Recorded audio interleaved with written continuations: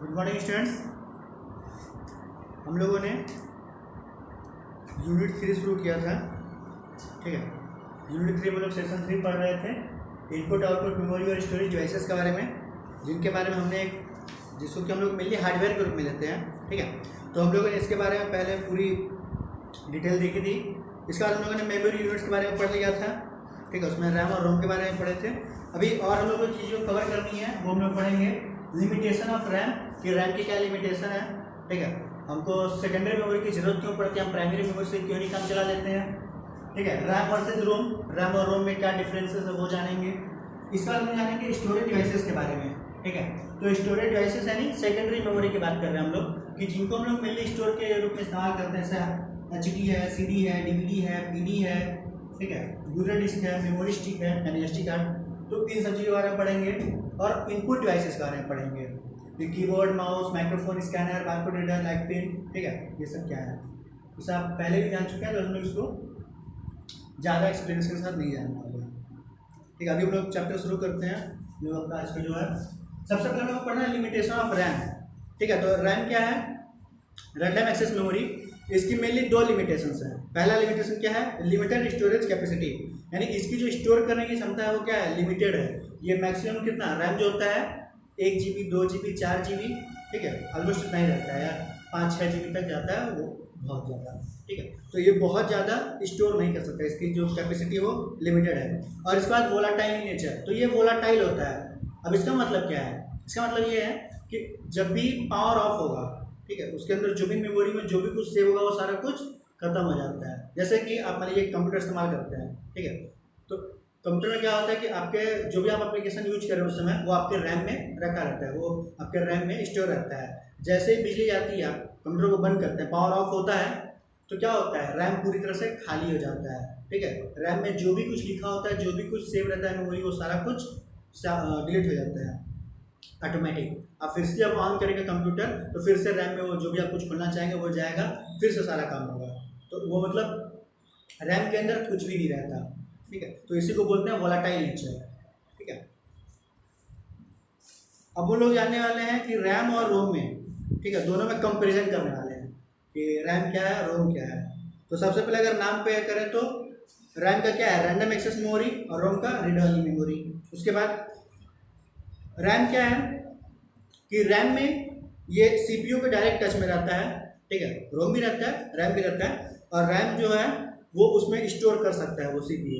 जबकि रोम जो होता है, ठीक है, उसमें नॉर्मली क्या होता है, उसमें इंस्ट्रक्शंस लिखे होते हैं जो CPU एक्सेस तो करता है, बट वो हमेशा उसकी ज़रूरत उसकी नहीं पड़ती है, सिर्फ बेसिक टाइम पे या फिर कंप्यूटर को बूटिंग टाइम पे उसकी ज़रूरत पड़ती है, जबकि रैम की ज़रूरत ऑलमोस्ट हर समय पड़ती है, ठीक है। इसके बाद अगर हम बात करें कंटेंट चेंज होने की, तो रैम का जो कंटेंट है वो चेंज हो सकता है, बल्कि चेंज होता है, मतलब रीड भी कर सकते हैं और राइट भी कर सकते हैं। जबकि जो रोम है उसमें हम लोग राइट नहीं कर सकते, इसमें सिर्फ क्या रीड कर सकते हैं, इसलिए उसका नाम भी है रीड वाली मेमोरी। इसके बाद अगर यूज की बात करें, ठीक है, तो रैम का क्या यूज होता है, रोम का क्या यूज होता है। तो रोम का यूज आप जानते ही हैं, किसका, कंप्यूटर का जो बेसिक इंस्ट्रक्शंस होते हैं, जो फर्मवेयर होता है, ठीक है, बूटिंग के टाइम पे लोड करने के लिए जो इंस्ट्रक्शन चाहिए होते हैं, वो मेन इंस्ट्रक्शन उसमें रखे होते हैं, रैम का वही यूज है। जबकि रैम में क्या है कि आप जो भी एप्लीकेशन या कुछ भी सॉफ्टवेयर प्रोग्राम इस्तेमाल करना चाहते हैं, तो वो पहले रैम में जाता है। आप कुछ भी कैलकुलेशन कर रहे हैं, इनपुट दे रहे हैं, आउटपुट कर रहे हैं, प्रोसेसिंग जो पूरी हो रही है किसकी वजह से हो रही है, रैम की, ठीक है। अब लोग देखते हैं कि ऑपरेशन सपोर्टेड, तो हम लोग जैसे ही बता चुके हैं कि रैम में रीडिंग और राइटिंग दोनों कर सकते हैं, जबकि रोम में सिर्फ रीडिंग कर सकते हैं, राइटिंग नहीं कर सकते। वोलाटाइल नेचर के बारे में अगर बात करें, तो रैम जो है वोलाटाइल नेचर का होता है, ठीक है। जैसे ही बिजली जाएगी, नहीं वैसे ही पावर ऑफ होगा, सारा उसके अंदर जो डाटा होगा वो खत्म हो जाएगा, डिलीट हो जाएगा। जबकि रोम जो होता है वो नॉन वोलाटाइल होता है। इसका मतलब है कि आप अगर बिजली चली भी जाती है तो भी उसमें जो चीज़ सेव है वो खत्म नहीं होगी, ठीक है। इसके बाद साइज की बात करें, तो साइज में रोम जो होता है वो छोटा होता है, वो कुछ MB का होता है, जबकि जो रैम होता है वो बड़ा होता है, वो कुछ GB का होता है, ठीक है। 1 GB, 2 GB, 4 GB, इस तरह से। स्पीड, तो अगर स्पीड की बात करें तो रोम का ज़्यादा यूज नहीं होता है, इसलिए उसकी स्पीड थोड़ी धीमी रखी जाती है, मीन्स उसको ज़्यादा फास्ट नहीं किया जाता। लेकिन जो रैम होता है उसका बहुत ज़्यादा इस्तेमाल होता है, तो वो ठीक है, वहाँ से जो CPU है वो डाटा को फास्ट रीड कर सकता है। तो अगर हम लोग कहें तो रैम जो है वो रोम के मुकाबले क्या है, फास्टर है। हम लोग आगे देखते हैं स्टोरेज डिवाइसेस के बारे में।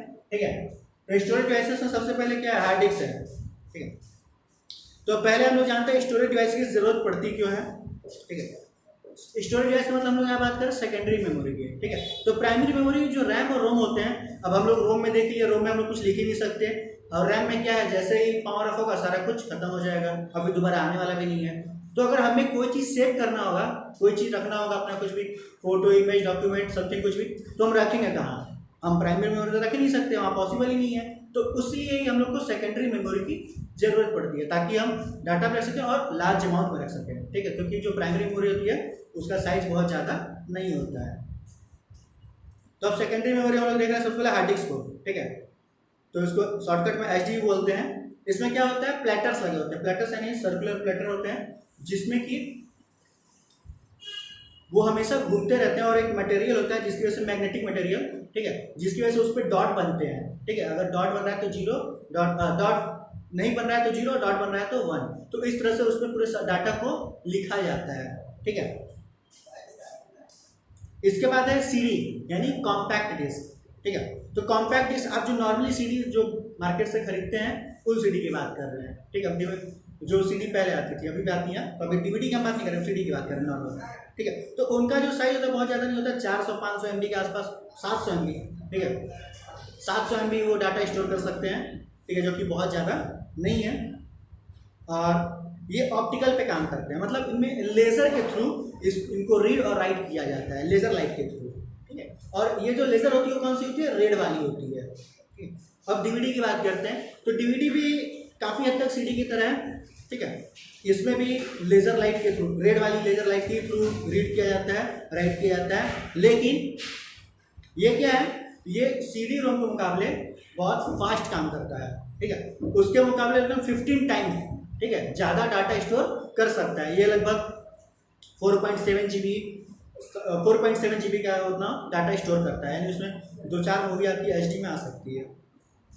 और ये 20 टाइम्स फास्टर रीड या राइट कर सकता है। ठीक है, सीडी के मुकाबले। तो मतलब अगर सीडी आपकी धीमे चल रही हो, मतलब जो डाटा होता है वो धीरे रीड करता है सीडी, जबकि जो डीवीडी है उससे वो 20 टाइम्स फास्टर रीड कर सकता है सीडी के मुकाबले। ठीक है, अब डीवीडी में ही एक और आया है सुपर डेंसिटी डिस्क, जिसको एचडी बोलते हैं। ठीक है, ये हम एचडी मेमोरी कार्ड की बात नहीं कर रहे हैं यहाँ पे फिलहाल। एचडी का मतलब है सुपर डेंसिटी डिस्क, डीवीडी का ही एक फॉर्म है। ठीक है, तो इसमें हम लोग 17 GB तक स्टोर कर सकते हैं डाटा को, यानी ये डीवीडी से भी बेटर है। अब हम लोग बात करते हैं ब्लूरे डिस्क की। ठीक है, तो ब्लूरे डिस्क क्या है, ये सीडी आया, सीडी के बाद डीवीडी आया, और डीवीडी के बाद आया है ब्लूरे डिस्क। ठीक है, तो इनमें बस हल्का हल्का क्या डिफरेंस है, डीवीडी में क्या डिफरेंस हुआ कि वहाँ रेड लेजर लाइट से ही लिखा रही थी, यहाँ पे रेड लेजर लाइट से ही लिखा रहा था, लेकिन जो स्टोरेज था वो ज़्यादा था। अब ब्लूरे डिस्क में क्या है कि यहाँ पे ब्लू लेजर लाइट का इस्तेमाल किया जाता है। ठीक है, ब्लू लेजर का इस्तेमाल किया जाता है, ना कि रेड का। जो इसकी वजह से क्या होता है कि ये ज़्यादा फास्टर और ज़्यादा डाटा को रीड कर सकता है। जो ब्लू लेजर है वो रेड लेजर के मुकाबले, यानी डीवीडी के मुकाबले जो ब्लूरे डिस्क है वो उतनी ही जगह में, उतने ही स्पेस में ज़्यादा डाटा को स्टोर कर सकते हैं। तो अब इनका भी इस्तेमाल बढ़ रहा है। ठीक है, तो ये जैसे वहाँ पे क्या था 4.5 GB या 17 GB तक करते थे, जबकि जो ब्लूरे डिस्क है वो 25 GB, 50 GB। ठीक है, तो इस तरह से उतना ज़्यादा वो डाटा को स्टोर कर सकते हैं। अब हम लोग बात करते हैं पेन ड्राइव के बारे में। ठीक है, तो पेन ड्राइव क्या है, फ्लैश मेमोरी के टाइप में, सॉलिड स्टेट में। मतलब क्या है कि बाकी हमने जिनके बारे में पढ़ा, सीडी है, डीवीडी है, ब्लूरे डिस्क है, हार्ड डिस्क है, उनमें कुछ ना कुछ पार्ट क्या होता है, मूव करता है। कहीं मैग्नेटिक डिस्क मूव कर रही है, कहीं पे लेजर लाइट की वजह से वो सीडी मूव कर ही रही है, तो कुछ ना कुछ उसमें स्पिनिंग पार्ट होता है। लेकिन जो पेन ड्राइव उसमें कोई स्पिनिंग पार्ट नहीं होता है, कुछ भी घूमने वाला चीज़ नहीं होता है, इसलिए उसको सॉलिड स्टेट मेमोरी कहते हैं। ठीक है, और इसमें ना कोई मैग्नेटिक स्टोरेज डिवाइस का इस्तेमाल होता है, ना ही किसी लेजर का इस्तेमाल होता है। ये जिस तरह से रैम काम करता है सेम उस तरह से काम करते हैं। जैसे रैम में क्या होता है, डायरेक्ट एक्सेस हो जाता है, डायरेक्ट चीज़ों को भेजा जा सकता है, उसी तरह से यहाँ भी होता है। बस ये डिफरेंस क्या है, अगर रैम की बात करें तो रैम में क्या होता है कि चीज़ें वोलाटाइल नेचर का होता है, मतलब लाइट गई पावर ऑफ हुआ खत्म। लेकिन पेन ड्राइव में ये नहीं होता। पेन ड्राइव रैम की तरह ही काम करता है, इसलिए थोड़ा महंगा भी होता है, ठीक है। आप पेन ड्राइव देख सकते हैं काफ़ी महंगा आता है, तो रैम की तरह काम करता है जिसकी वजह से ये महंगा है। और लेकिन ये रैम में एक चीज़ खासियत है, वोलाटाइल है, ये वोलाटाइल नहीं है। अगर इसमें लाइट चली जाती है, पावर ऑफ भी हो जाता है, तो भी जो डाटा होगा इसके अंदर वो डिलीट नहीं होगा, ठीक है। अब पेन ड्राइव में जो कैपेसिटी है वो 256 GB तक है, ठीक है। पेन ड्राइव के 4 GB, 8 GB, 16 GB, 32 GB सब आते हैं, और ठीक है 256 GB तक उसके ऊपर ही आते हैं। अब हम लोग बात करते हैं मेमोरी स्टिक की, यानी मेमोरी कार्ड, जिसको आप नॉर्मली फ़ोन में कैमरे में इस्तेमाल करते हैं।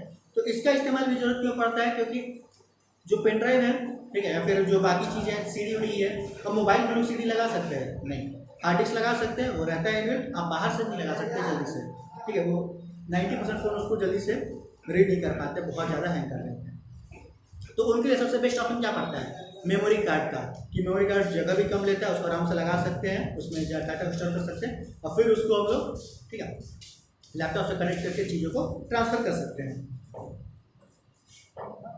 तो इसमें हम लोग मतलब नॉर्मली इसीलिए इसे इस्तेमाल करते हैं कैमरे में, फ़ोन में, ठीक है, जो छोटे स्मॉल डिवाइसेस हैं जहाँ पे इसको यूज किया जाए और यहाँ से डाटा को उठा के कंप्यूटर में रख सकें। और ये भी लगभग 4 GB से 128 GB तक में आते हैं, तो ये भी आपका मेमोरी कार्ड भी काफ़ी मतलब बड़े साइज के आते हैं। अब हम लोग को प्राइमरी स्टोरेज और सेकेंडरी स्टोरेज के बारे में थोड़ा सा बात करना है, उनमें क्या डिफरेंसेस है, ठीक है। तो प्राइमरी मेमोरी क्या होता है कि सीपीयू से डायरेक्टली अटैच्ड होता है, ठीक है, डायरेक्टली कनेक्टेड होता है सीपीयू से, कौन, प्राइमरी मेमोरी। जबकि सेकेंडरी मेमोरी जो होता है वो डायरेक्टली कनेक्ट नहीं होता है। और जो रैम है, ठीक है, मतलब प्राइमरी स्टोरेज की बात करें, हम सिर्फ रैम की बात करें, रोम की बात नहीं कर रहे हैं, तो मेमोरी क्या होता है, वोलाटाइल होता है। लेकिन सेकेंडरी मेमोरी में कोई भी ऐसा एग्जाम्पल नहीं है जो कि वोलाटाइल होता है, वो क्या है, नॉन वोलाटाइल। जो प्राइमरी स्टोरेज है उसको हम डायरेक्ट एक्सेस कर सकते हैं सीपीयू से, बल्कि सीपीयू से डायरेक्ट जुड़ा भी होता है और डायरेक्ट एक्सेस उसको सीपीयू कर सकता है। लेकिन जो सेकेंडरी मेमोरी है उसमें हम लोग डायरेक्ट एक्सेस सीपीयू से नहीं कर सकते, उसमें इनडायरेक्ट एक्सेस रहता है, ठीक है। इसके अलावा जो प्राइमरी स्टोरेज है, प्राइमरी मेमोरी है, उसमें फास्टर डाटा को एक्सेस करते हैं क्योंकि सीपीयू से डायरेक्टली कनेक्टेड है। जबकि जो सेकेंडरी स्टोरेज है उसमें जो डाटा का एक्सेस होता है स्पीड वो स्लो होता है। इसके अलावा जो लोग प्राइमरी स्टोरेज का इस्तेमाल करते हैं मेनली किसलिए करते हैं, ताकि हम डाटा को प्रोसेस कर सकें, जो भी एप्लीकेशन खोले उसको प्रोसेस कर सकें, जो भी इनपुट लिया उसको प्रोसेस करके आउटपुट दे सकें। लेकिन जो सेकेंडरी स्टोरेज होता है उसका हम लोग मेनली इस्तेमाल करते हैं डाटा को स्टोर करने के लिए, बैकअप के पर्पज से, ठीक है। और जो प्राइमरी स्टोरेज होती है उनका साइज जो होता है स्मॉल होता है, ठीक है, 1 GB, 2 GB, 4 GB बस। जबकि जो सेकेंडरी मेमोरी होता है उनका जो साइज होता है काफ़ी लार्ज होता है, वो 1 TB, 2 TB तक जाते हैं, जैसे कि हार्ड डिस्क। और इसके बाद हम लोग बात करते हैं इनपुट डिवाइसेस के बारे में, ठीक है। तो इनपुट डिवाइस हम लोग कुछ बात करनी है, जैसे कीबोर्ड है, ठीक है। तो कीबोर्ड क्या है, कीबोर्ड एक टाइपराइटर टाइप का ही डिवाइस होता है जिसमें ऑलमोस्ट 104 कीज, जैसे ज़्यादा भी हो सकते हैं, तो इतने कीज़ होते हैं, उनमें बहुत सारे अलग अलग तरह के कीज़ हैं। उसमें लेटर है, डिजिट है, कमांड्स हैं, ठीक है, जैसे स्पेस बार है, इंटर है, कंट्रोल है, आल्ट है, बहुत सारी चीज़ें, इसका फंक्शन कीज़ हैं। तो इस तरह से कीबोर्ड को हम लोग इस्तेमाल करते हैं। इसके बाद है माउस। तो माउस क्या है, माउस एक पॉइंटिंग डिवाइस है जो कि पॉइंट करने का काम आता है। और इसके अलावा आप जब भी वहाँ करेंगे तो वहाँ पे आपको आइकन दिखाई देगा, इसको कोई पॉइंटर कहा जाता है, और इस पॉइंटर को हम लोग माउस के थ्रू मूव करते हैं। और अगर हम क्लिक करेंगे तो जहाँ पे पॉइंटर होगा वहाँ पे वो चीज़ क्लिक होगा, ठीक है। माइक्रोफोन, तो माइक्रोफोन आप जानते हैं कि माइक्रोफोन अभी हम लोग इस्तेमाल भी कर रहे हैं, ठीक है, आप वीडियो बनाना है। तो माइक्रोफोन का जो इस्तेमाल होता है किस लिए होता है कि हम लोग जो ऑडियो भेज रहे हैं, ठीक है, जो ऑडियो सिग्नल है उसको डिजिटल फॉर्म में कन्वर्ट कर सके, ठीक है। तो ये आवाज़ जो मुल्क की होती है वो जाती है और उसको डिजिटल फॉर्म में कन्वर्ट करता है वो माइक्रोफोन, और इसके बाद वो कंप्यूटर में जाता है, ताकि हम लोग किसी को भी भेज सकें। हम लोग जो ऑडियो सिग्नल होता है वो डायरेक्ट नहीं भेज पाते हैं दूर तक, ठीक है, उसको डिजिटल फॉर्म में कन्वर्ट करते हैं, जिसको कि डिजिटलाइज साउंड या डिजिटल ऑडियो कहते हैं। और उसके लिए साउंड कार्ड का होना मस्ट है। अगर आपके कंप्यूटर में साउंड कार्ड नहीं है तो आप माइक्रोफोन का इस्तेमाल नहीं कर सकते हैं, या फिर आप अलग से भी साउंड कार्ड लगा सकते हैं जो आपके डाटा मतलब आपका जो ऑडियो है उसको और बेटर कर सकता है उसकी क्वालिटी को, लेकिन साउंड कार्ड रहेगा, डिफॉल्ट रूप से भी रहेगा आपका कंप्यूटर में। अब हम लोग बात करते हैं स्कैनर की। तो स्कैनर क्या है, ऑलमोस्ट प्रिंटर के ही जैसा डिवाइस है, बस प्रिंटर क्या करता है, आउटपुट देता है लेकिन जो स्कैनर होता है वो क्या करता है, इनपुट लेता है, इनपुट डिवाइस का काम करता है। अगर हमें कोई भी बुक का कुछ मतलब कंटेंट हो जो कि हम लोग को किसी को भेजना हो या फिर उसको कंप्यूटर में लेना हो, ठीक है, कोई फोटो हो, कोई डॉक्यूमेंट हो, तो हम लोग उसको स्कैनर पर रख के उसको स्कैन कर सकते हैं, और स्कैन होने के बाद वो क्या होगा, वो जैसा होगा वैसा वैसा कंप्यूटर में दिखाई देने लगेगा, ताकि हम उसको, ठीक है, हार्ड कॉपी से सॉफ्ट कॉपी में कन्वर्ट कर सकते हैं। अब बारकोड रीडर है, तो बारकोड रीडर का इस्तेमाल हम लोग किस लिए करते हैं, बारकोड को रीड करने के लिए, ठीक है। आप जब भी शॉपिंग करने जाते हैं शॉपिंग मॉल्स में, तो वहाँ पे जो बाहर में आने के गेट पे रहते हैं या फिर वो जो कैशियर भी होते हैं, उनके पास एक बारकोड रीडर मशीन रहता है, ठीक है। उससे वो क्या करता है, आपका जो सामान होता है उस पर बारकोड लिखा होता है, ठीक है, उसको स्कैन करता है, उससे हमें पता चल जाता है कि ये क्या सामान है, कब का है, इसका क्या प्राइस है, सारा कुछ उसमें डिटेल होता है, तो उसको पढ़ के बता देता है, ठीक है। तो वहाँ पे आप देखते होंगे लाइंस, कुछ लाइंस पतली होती हैं, कुछ लाइन मोटी होती हैं, ठीक है, सबकी अलग अलग थिकनेस होती है, अलग अलग पोजीशन होती है, तो उसी को रीड करता है और उसी के अकॉर्डिंग उसको पता चल जाता है कि कहाँ पर क्या है, कैसे है। वहाँ भी लेज़र लाइट्स का ही इस्तेमाल होता है। हम लोग बात करते हैं लाइट पेन की, ठीक है, तो लाइट पेन क्या करता है, वो भी एक लेज़र लाइट ही निकालता है, तो उससे क्या होता है कि आप जब पेन को पास में लेके जाते हैं तो कंप्यूटर को पता चल जाता है कि पेन यहाँ पर टच हुआ है, क्योंकि जो लाइट होगी उसका जो डिस्टेंस होगा वो क्या होगा, बहुत कम हो जाएगा, मतलब वहाँ से टच कर लेगा तो पता चल जाएगा कंप्यूटर को कि हाँ यहाँ पे टच हुआ है, क्योंकि टच स्क्रीन होगी तभी वो काम करेगा। तो जब कंप्यूटर को पता चल जाता है कि यहाँ पे टच हुआ है तो वहाँ पे एक मार्क बना देता है, और इस तरह से आप लाइट पेन का इस्तेमाल करके कुछ भी डिजाइन बना सकते हैं, कुछ लिख सकते हैं, अपना साइन कर सकते हैं, और भी बहुत सारी चीज़ें जो आप लाइट पेन का इस्तेमाल करके कंप्यूटर पे कर सकते हैं। तो आज के लिए हम लोग इतना ही देखेंगे। नेक्स्ट वीडियो हम लोग आउटपुट डिवाइसेस के बारे में पढ़ेंगे, पेरिफेरल डिवाइसेस के बारे में पढ़ेंगे कि क्या क्या है, सीरियल पोर्ट्स, पैरेलल पोर्ट्स, ठीक है, मदरबोर्ड क्या है, इंटरनल और एक्सटर्नल कंप्यूटर हार्डवेयर क्या क्या है, वो सब चीज़ें आएंगे। तो आज के लिए बस इतना ही। थैंक्स।